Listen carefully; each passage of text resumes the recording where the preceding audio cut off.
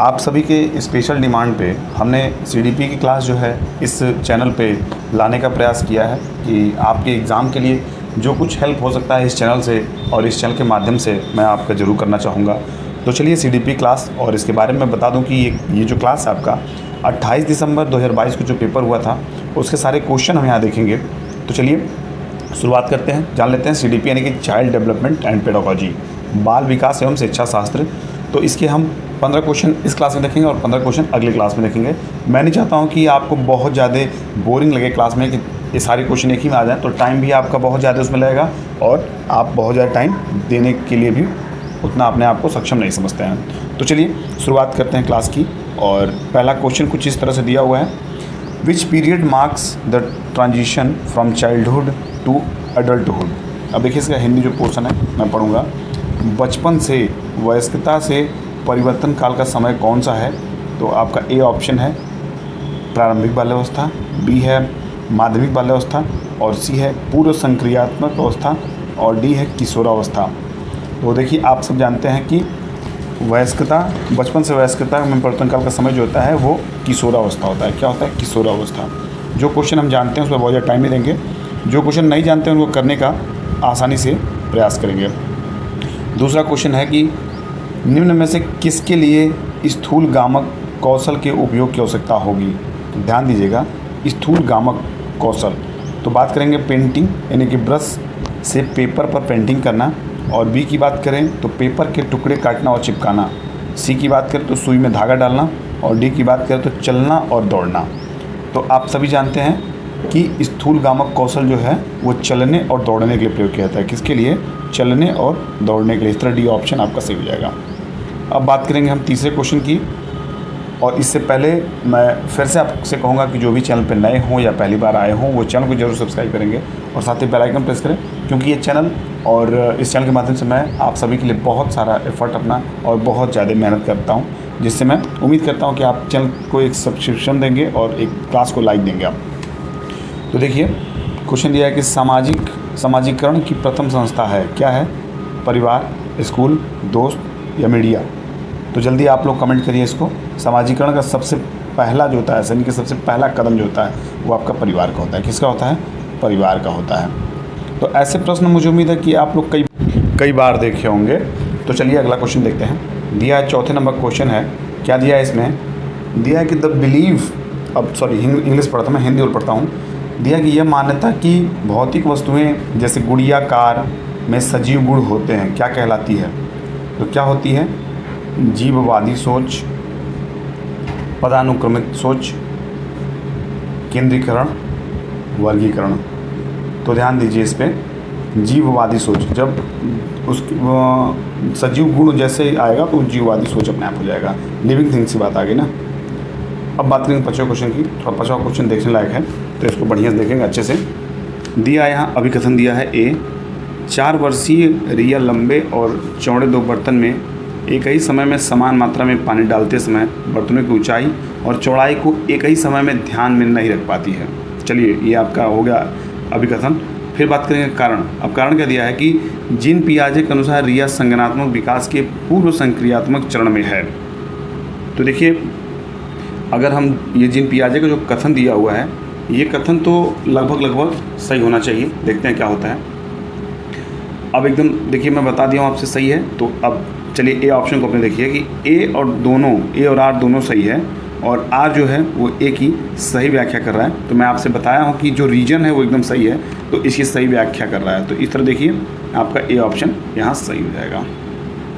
अब बात करेंगे 6ठे क्वेश्चन की, जो दिया है कि संकेतों व अन्य तरीकों द्वारा बच्चों को जरूरत पड़ने पर मदद करना किसका उदाहरण है? तो पाढ़, पुनर्वलन, अनुबंधन, संज्ञानात्मक। तो पाढ़ हो जाएगा। क्या हो जाएगा? पाढ़। अब इसको मैं थोड़ा समझाता हूँ अच्छे से। जैसे संकेतों और अन्य तरीकों द्वारा बच्चों को जरूरत पड़ने पर मदद करना पाढ़ का उदाहरण है। किसका? पाढ़ का। वाइगोत्स्की के अनुसार यदि बालक को थोड़ा सहयोग मिल जाए तो वह दूसरे के स्तर को प्राप्त करते हुए सीख जाता है और यह बालक के लिए मचान का कार्य करता है। क्या करता है? मचान का कार्य करता है। इसलिए बाहरी व्यक्ति के सहारे बच्चे द्वारा सीखना ही स्कैफोल्डिंग कहलाता है। क्या कहता है? स्कैफोल्डिंग कहलाता है। इस सहयोग की आवश्यकता बालक के लिए सदैव नहीं होती, बल्कि शुरुआत में होती है। क्या होती है? स्टार्टिंग एज में होती है। इसे आधारभूत सहायता भी कहा जा सकता है, यानी कि जब स्टार्टिंग में आप जिस एज में रहते हैं तो वहाँ क्या होती है? आधारभूत सहयोग इसको माना जाता है। अब बात करेंगे वाइगोत्स्की के अधिगम के दौरान छात्रों की 3 बुनियादी जरूरत का प्रस्ताव रखा है। जो वाइगोत्स्की थे उनके अधिगम के दौरान छात्रों की जो बुनियादी ज़रूरत है उसके 3 जो प्रस्ताव रखा था उसके नाम पढ़ता हूँ। पहला था पाड। क्या था? पाड, जो आपका ए ऑप्शन दिया है, यानी कि इसका फोल्डिंग। दूसरा है समीपस्थ विकास का क्षेत्र, जिसको ZPD कहते हैं। और तीसरा है अधिक जानकार अन्य, यानी कि MKO। आइए भी PAAD होता है, पाड। ठीक है, PAAD। तो चलिए इस क्वेश्चन को थोड़ा हम बारीकी से देखें। अब 7वें क्वेश्चन की बात करते हैं। तो 7वां क्वेश्चन दिया है कि बच्चों की शिक्षा के लिए वाइगोत्स्की के सिद्धांत का अनुप्रयोग प्रस्तावित है। तो आपका ए ऑप्शन है सहयोगात्मक अधिगम, बी आपका ऑप्शन है क्रिया प्रसूत अधिगम, और सी आपका ऑप्शन है रटंत अधिगम, और डी आपका है निष्क्रिय अधिगम। क्या है? निष्क्रिय अधिगम। तो देखिए इस सारे ऑप्शंस को हम देखने के बाद हम अपने ए वाले ऑप्शन पर जरा गौर करेंगे। दिया है कोलैबोरेटिव लर्निंग, यानी कि सहयोगात्मक अधिगम। तो बच्चों की शिक्षा के लिए वाइगोत्स्की सिद्धांत का अनुप्रयोग प्रस्तावित करता है सहयोगात्मक अधिगम। क्या करता है? सहयोगात्मक अधिगम, यानी कि बच्चों की शिक्षा के लिए वाइगोत्स्की सिद्धांत का अनुप्रयोग सहयोगात्मक अधिगम प्रस्तावित करता है। उनका सिद्धांत इस बात पर बल देता है कि सामाजिक अंतःक्रिया शिक्षार्थियों की प्रगति को सोचने और समस्या समाधान के अधिक उन्नत तरीकों को सुविधा प्रदान कर सकती है। छात्रों का आकलन करने के लिए सहयोगात्मक परियोजनाएं सर्वोत्तम है। वाइगोत्स्की की सहयोगात्मक अधिगम छात्रों की सीखने के लिए एक दूसरे की सहायता पर केंद्रित है। किस पे है? एक दूसरे की सहायता पर केंद्रित है, इसीलिए इसको सहयोगात्मक अधिगम के नाम से जाना जाता है। अब बात करेंगे 8वें क्वेश्चन की, जो दिया है कि कोहलबर्ग के नैतिक विकास के किस चरण में व्यक्ति अपने व्यवहार के परिणाम के बजाय दूसरों की अपेक्षा अनुसार कार्य करता है। क्वेश्चन को फिर से समझिएगा। कोहलबर्ग के नैतिक विकास के किस चरण में व्यक्ति अपने व्यवहार के परिणाम के बजाय, यानी कि अपना जो नेचर है उसके रिजल्ट के अगेंस्ट दूसरे की अपेक्षा अनुसार कार्य करता है। जो दूसरा कोई अपेक्षा करता है, दूसरा को जो उम्मीद लगाता है उसके हिसाब से काम करता है। तो ये कौन से चरण में आता है? तो पूर्व संक्रियात्मक चरण, या पूर्व परंपरागत चरण, या परंपरागत चरण, या पश्च परंपरागत चरण। तो देखिए ये जो आपका जो ये चरण है यह आपका परंपरागत चरण हो जाएगा। क्या हो जाएगा? परंपरागत चरण। कोहलबर्ग के नैतिक विकास के परंपरागत चरण में व्यक्ति अपने व्यवहार के परिणाम के बजाय दूसरों की अपेक्षा अनुसार कार्य करता है। इसमें बच्चे यह समझने लगते हैं कि उनके माता पिता, शिक्षक आदि द्वारा उनसे क्या अपेक्षा की जाती है। फिर से समझिएगा, इसमें बच्चे यह समझने लगते हैं कि उनके माता पिता, शिक्षक आदि द्वारा उनसे क्या अपेक्षा की जाती है।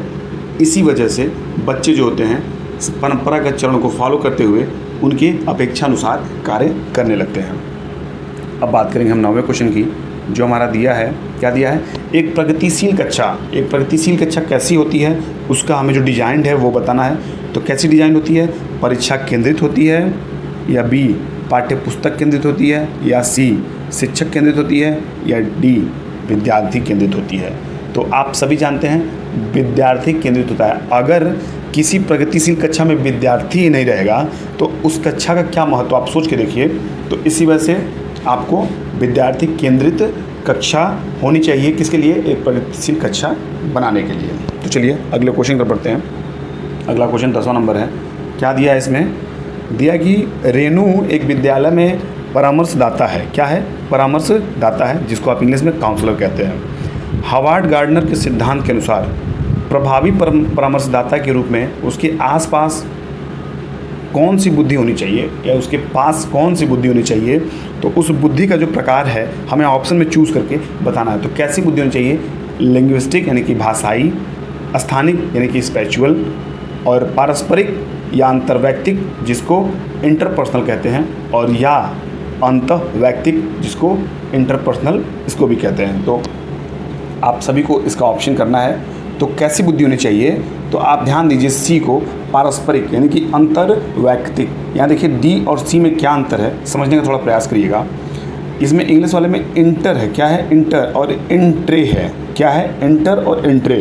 तो डिफरेंस आप समझिएगा। अंतः ये अंतःवैयक्तिक है, और ये अंतवैयक्तिक है। क्या है? अंतवैयक्तिक। तो इन दोनों में थोड़ा डिफरेंस समझिएगा, तभी किसी ऑप्शन को टिक करिएगा। और मैं फिर से आपको ऑप्शन बता रहा हूँ, पारस्परिक, इंटरपर्सनल। क्या है इंटरपर्सनल? अंतर्वैयक्तिक। तो इस तरह की बुद्धि होनी चाहिए। किसके अनुसार? हार्वर्ड गार्डनर के सिद्धांत के अनुसार प्रभावी परामर्शदाता के रूप में उसके पास इंटरपर्सनल यानी कि पारस्परिक बुद्धि होनी चाहिए।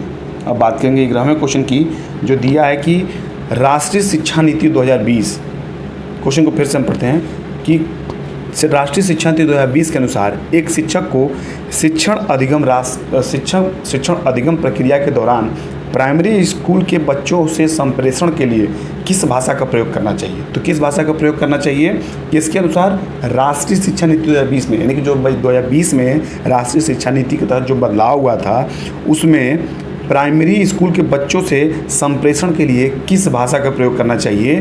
तो आप देखिए और ऑप्शन जरूर अपने ऑप्शन को कमेंट में जरूर बताइए।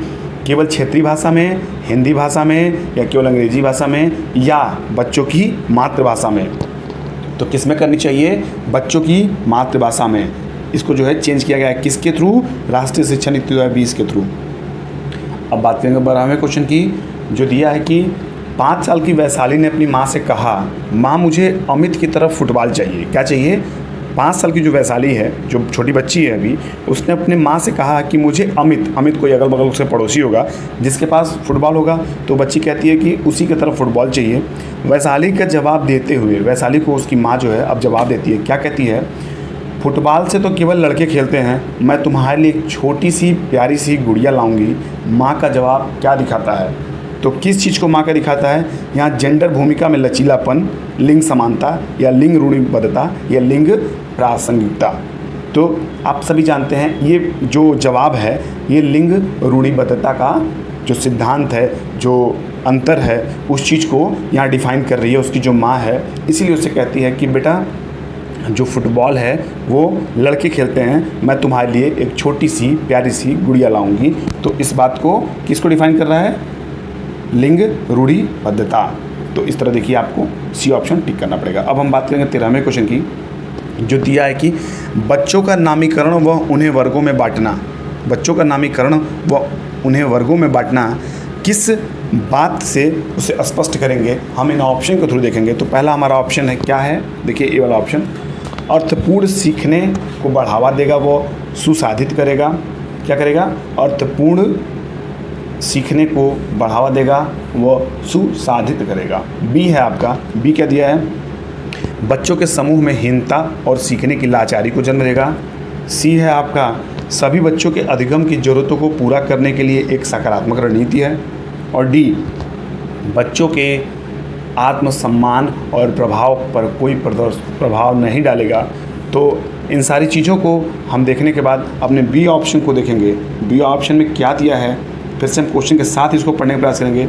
बच्चों का नामीकरण व उन्हें वर्गों में बांटना बच्चों के समूह में हीनता और सीखने में लाचारी को जन्म देगा। यही इस प्रश्न का सही विकल्प है और सही ऑप्शन है।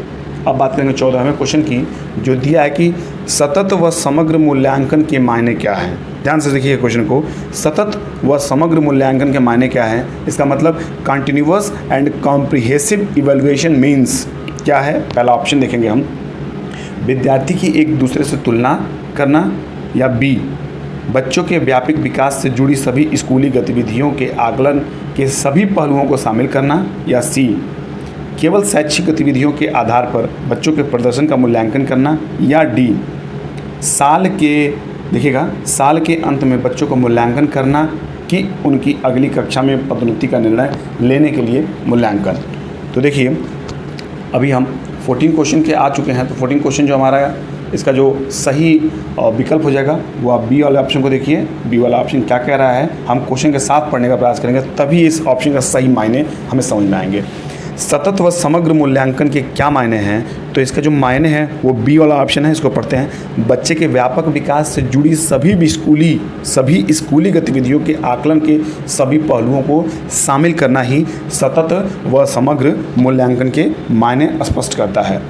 अब बात करेंगे इस क्लास के लास्ट क्वेश्चन की और 15वें क्वेश्चन की, जो दिया है कि प्रभावी शिक्षक कक्षा में शिक्षण अधिगम की प्रक्रिया में अक्सर जांच करने वाले प्रश्नों का प्रयोग करते हैं इससे शिक्षक को किस प्रकार का मूल्यांकन करने में मदद मिलेगी। तो हमारा पहला ऑप्शन है सुमेटिव असेसमेंट यानी कि योगात्मक मूल्यांकन, या बी आपका फॉर्मेटिव असेसमेंट यानी कि रचनात्मक आकलन मूल्यांकन, फिर आपका सी है मानकीकृत मूल्यांकन यानी कि स्टैंडर्डाइज्ड असेसमेंट, और डी है आपका, क्या है डी आपका, मानक संदर्भित मूल्यांकन नॉन रिफरेंस्ड असेसमेंट। तो क्या सही हो जाएगा, बी वाला ऑप्शन आपको देखिए इसमें रचनात्मक मूल्यांकन। रचनात्मक मूल्यांकन की जो परिभाषा है उसको हम एक बार पढ़ने का प्रयास करते हैं। प्रभावी शिक्षक कक्षा में शिक्षण अधिगम की प्रक्रिया में अक्सर जांच करने वाले प्रश्नों का प्रयोग करते हैं। इससे शिक्षक को रचनात्मक मूल्यांकन करने में मदद मिलेगी। तो इस तरह ये क्लास और ये सारे क्वेश्चन यहाँ समाप्त होते हैं। अब नेक्स्ट क्लास में हम 15 जो बचे हुए क्वेश्चन हैं उसको समाप्त करेंगे और इसी तरह समझाने का प्रयास करेंगे। अगर आपको ये क्लास अच्छा लगा हो और मेरे समझाने का तरीका अच्छा लगा हो तो प्लीज़ क्लास को लाइक करिएगा और ज़रूर कमेंट करके बताइएगा कि क्या मेरे पढ़ाने का तरीका और समझाने का तरीका अच्छा है या नहीं है। तो प्लीज़ आप नाइस लिख देंगे कमेंट में, तो यही मैं समझूंगा कि बहुत ही अच्छा क्लास रहा, बहुत अच्छा मेरा एफर्ट रहा आप लोगों की नज़र में। तो चलिए अब यहीं से आपसे विदा लेते हैं और अगली क्लास के लिए हम तैयार करते हैं सारी चीज़ें। तो मिलते हैं अगले क्लास में, तब तक के लिए अपने पढ़ते रहिए, मस्त रहिए, स्वस्थ रहिए। Bye bye, take care.